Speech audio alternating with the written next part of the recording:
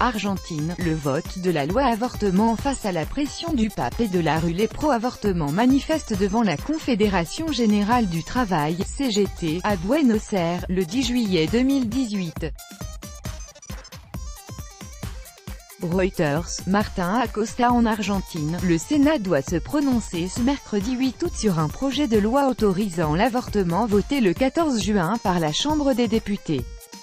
Si la loi est adoptée, l'Argentine sera le troisième pays latino-américain, après Cuba et l'Uruguay, à légaliser l'interruption volontaire de la grossesse. Mais malgré la mobilisation de la société en faveur de l'avortement, le vote de la loi n'est pas acquis. De notre correspondant à Buenos Aires, selon les dernières déclarations connues des sénateurs, et même si un petit nombre d'entre eux ne s'est pas encore prononcé, le projet de loi devrait être rejeté à une courte majorité. Il faut dire qu'au Sénat, toutes les provinces du pays sont représentées à égalité. Les 800 000 habitants de la province de Salta, par exemple, y pèsent autant que les 18 millions de Buenos Aires.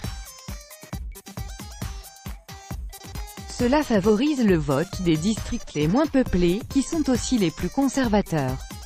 Et tous les sénateurs ont été soumis au cours des dernières semaines aux pressions de l'Église catholique, particulièrement influente dans ces provinces. Depuis les évêques jusqu'aux derniers curés de village, tous les ecclésiastiques se sont mobilisés contre l'IVG, menaçant ceux qui voteraient en faveur du projet de loi d'être excommuniés, mais aussi d'être sanctionnés par les électeurs lors du renouvellement de leur mandat. Et c'est en pensant à leur réélection, indépendamment de leur position personnelle sur le sujet, que certains sénateurs ont fini par se prononcer pour le rejet du projet de loi.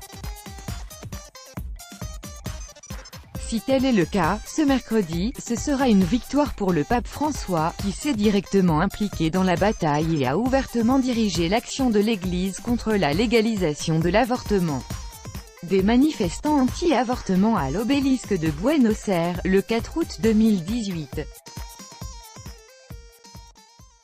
Reuters, Agustín Marcarian. La pression du pape François, c'est sans doute logique, compte tenu de la position traditionnelle de l'Église catholique sur cette question, sauf que le pape, sans renier la position de l'Église qu'il dirige, s'est montré beaucoup plus discret en d'autres circonstances, y compris tout récemment dans le cas de l'Irlande qui a légalisé l'avortement via un référendum. En Argentine, il est intervenu ouvertement dans le débat, parce que c'est son pays, et sans doute pour défendre le dernier accord non écrit liant l'Église catholique à l'État. Un accord que l'ancienne présidente Cristina Kirchner, catholique pratiquante, n'a pas voulu rompre, et que son successeur Mauricio Macri a mis en cause en autorisant que le projet de loi sur l'IVG soit débattu. De fait, François, péroniste comme Kirchner, a déclaré la guerre au libéral Macri qui, tout en étant personnellement défavorable à la légalisation de l'avortement, a voulu que le Parlement se saisisse de la question à la demande du puissant mouvement féministe argentin.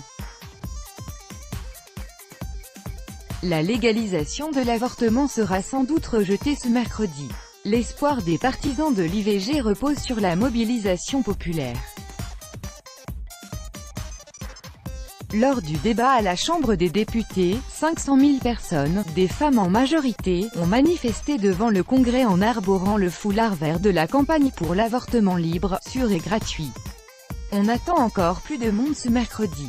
De quoi faire peut-être réfléchir certains sénateurs qui savent que, à terme, et compte tenu de l'évolution de la société, la légalisation de l'avortement sera une réalité en Argentine.